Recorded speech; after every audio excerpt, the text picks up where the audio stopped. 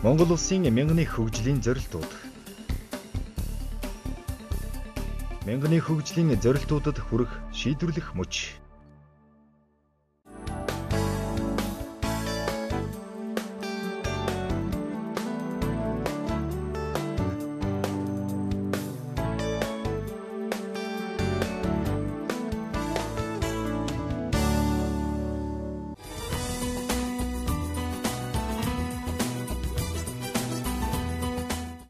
Уудам дэлгэр газар нутагтай хүн ам нь сэрэг амьдардаг Монгол орны тухайд боловсролын үйлчилгээг нийтэд хүргэх нь нэлээд хүндрэлтэй асуудал билээ. Гэвч бусад хөгжиж байгаа орнуудтай харьцуулахад бүх нийтэд бага боловсрол эзэмшүүлэх талаар бид харьцангуй өндөр түвшинд хүрч чадсан.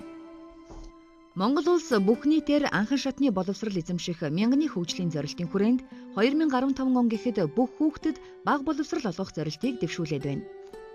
Боловсролын салбар нь төсвийн санхүүжилтийн хуваарлалтаарч зээл тусламжийн хөрөнгөөр хэрэгжүүлж байгаа төсөл хөтөлбөрийн тоогоорч бусад салбарыг тэргүүлж байгаа боловч мянганы хөгжлийн бага боловсролын хамран сургалтын зорилтын тухайд 1990 оны төвшнөөс ухарсан байна. Үүнд шилжилтийн үеийн хүндрэл нөлөөлсөн юм.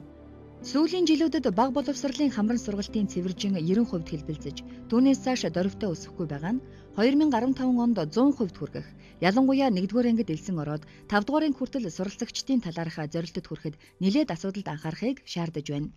За манай сургуульд бол 2200 сурагчтай, өнөөдрийн хувьд бол хүчин чадал 2 дахин ачаалтаа явж байна. За 1-4-р ангийн 670-аад сурагчид үдийн цайг өгч байна. За үдийн цайг гэдэг маань сурагчдад сурлах хүмүүжил эрүүл байхад үнэхээр ач тустай. Анх үдийн цайг хэрэгжүүлж ихсэнээс эхлээд хүүхдүүд маань хичээлдээ дур сонирхолтой болсон төдийгүй их эцэг маань хүүхдүүдэд хичээл таслуулдаг болсон. За багангийн сурагчдын хувьд бол сургууль завсарлалт гэдэг одоо үндсэндээ байхгүй болсон. Энэ бол үдийн цай бас хүүхдүүдэд хэрэгцээтэй юм а гэдэг нь харагдаж байна. Нийслэлийн 37 дугаар сургууль нь үдийн цайг анх хэрэгжүүлсэн сургуулийн нэг билээ. Хүүхдүүдэд 7 хоногт 2 удаа халуун хоол өгдөг бөгөөд цаашид сургуулийн цайны газрыг өдрийн цайнаас гадна халуун хоолоор хангахаар тоноглож, зохих нөхцөл боломжийг хангах нь хүүхдүүдийн эрүүл мэнд, ахуй амьдралд тус нэмэр болохоос гадна сургалтанд ч сайнаар нөлөөлнө гэж сургуулийн багш нар үзэж байна. Бүх нийтийн боловсролын 2005 онд хийсэн үнэлгээний тайланд сургууль завсардсан 4 хүүхэд тутмын нэг нь 1-р ангиас, 3 хүүхэд тутмын 2 нь бага боловсролын харгалзах ангиудаас завсардаж байна гэж дүгнжээ. Иймд сургууль завсардсан хүүхдүүдийн дийлэнх нь бага боловсролын эхний ангиудаас завсардах хандлага ажиглагдаж байна. Одоо хөдөөнөөс хотод шилжиж ирэх явцдаа хөдөөнөөс шилжиж ирсэн эцэг эхнүүд ажилгүй олон жил болчдөг. Хүүхдүүд нь одоо доотлон 3-аас 10 жил завсардсан байдаг.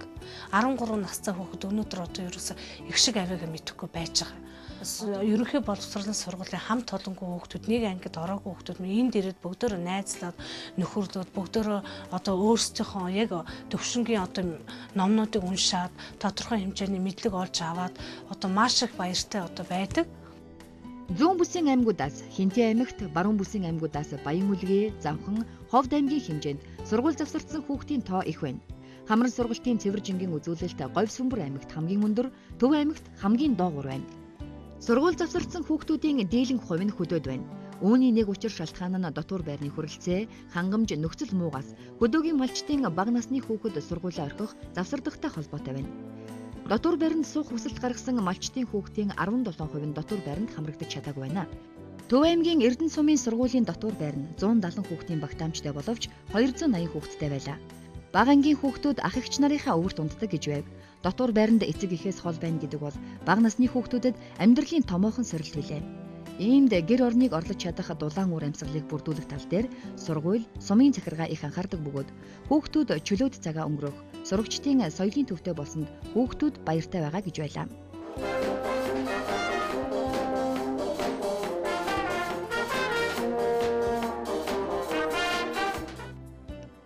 19 аймаг, хотын 40 сургуулийн 1000 гаруй багш сурагч, эцэг эх, төрийн захиргааны ажилтнуудыг игнэндээ багтаасан бага дунд боловсролын хөгжлийг дэмжих төрийн бус байгууллага нь сургуулийн хөгжилд эцэг эх, олон нийтийн оролцоог нэмэгдүүлэх, сургууль завсралтыг багасгах, завсардсан хүүхэд залуучуудад боловсрол нөхөн олгох чиглэлээр төрийн үйлчилгээнд дэмжлэг үзүүлж, идэвхтэй үйл ажиллагаа явуулдаг бөгөөд нэг салбар нь Эрдэнэ суманд байлаа. За хүүхэд амжилттай суралцахад бол зөвхөн сургууль, багш, хүүхдийн үйл ажиллагаа биш, бас эцэг эхийн оролцоо бол маш чухал шаардлагатай байдаг. За тийм учраас манай сургуулийн эцэг эхийн зөвлөл 9 өдрийн бүрэлдэхүүнтэй ингээд сургуультайгаа багш нартайгаа байнга холбоотой ажиллаж хүүхдүүдтэйгээ байнга холбоотой ажилладаг. Одоо бид нар удахгүй номын баяр болно.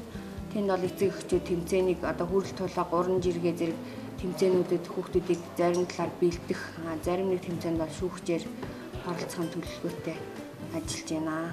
Үлгийд болгож нэрэндулсан, өрхөөн татаж грэм барьсан, өр зүрхэнд минь хамгийн өөр тийм газар хаанаас ч би олохгүй.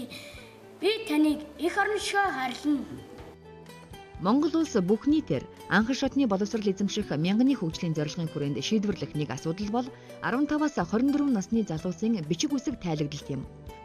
Хүн ам орон сууцны 1989 оны тооллогоор хүн амын 99% нь бичиг үсэгт тайлагдсан байсан бол 2000 оны тооллогоор 97.7% нь бичиг үсэгт тайлагдсан. Бичиг үсэг үл мэдэх хүн амын 34 орчим хувийг 15-аас 24 насны өсвөр насныхан залуучууд эзэлж, үүний 66.3% нь эрэгтэйчүүд байна гэсэн дүн гарсан байна. Манайд хийгдсэн зарим судалгаагаар ус, завхан, хөвсгөл, өвөр хангаа гэдэг энд мал ихтэй одоо том аймагуудад сургууль завсардж байгаа хүүхдүүдийн дийлэнх нь одоо эрэгтэйчүүд байдаг. Том хотын захын дүүргийн ядуу хорооллоос энэ зах дээр ажил хийдэг гудамжинд 8 хийж ажил хийж амжиргаагаа залгуулж байгаа хүүхдүүдийн дийлэнх нь эрэгтэйчүүд байх жишээ. Батлан хамгаалах яамнаас ээлжид цэрэг татлагын үеэр бичиг үсэгт тайлагдаагүй 150-аас 200 цэрэг эрсд бичиг үсгийн сургалт явуулж жилд дунджаар 300 гаруй хүнийг бичиг үсэгт тайлдаг байна. Засгийн газраас бичиг үсгийн үндэсний хөтөлбөрийг хэрэгжүүлсэний дүнд бичиг үсгийн зуны сургалтыг жил бүр зохион байгуулж 2006 оны байдлаар уг сургалтанд 7000 гаруй хүн хамрагджээ.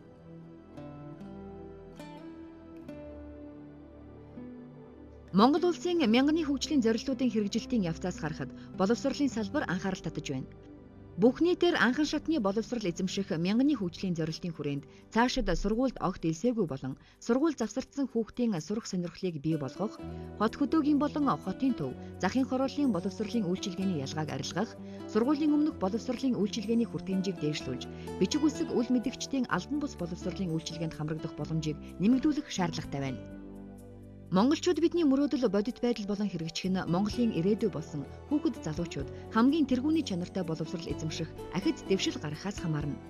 Иймд хүндрэлтэй асуудлуудыг урьдчилан тооцож, төлөвлөсөн ажлуудаа цаг хожиж хэрэгжүүлэх нь чухал байна.